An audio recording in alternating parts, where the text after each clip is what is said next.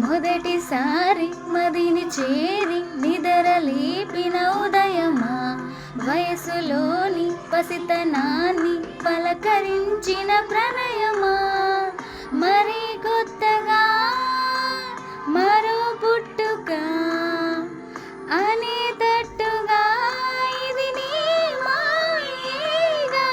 నేనని నీవని వేరుగా లేమని చెప్పినా వినరా ఒకరైనా,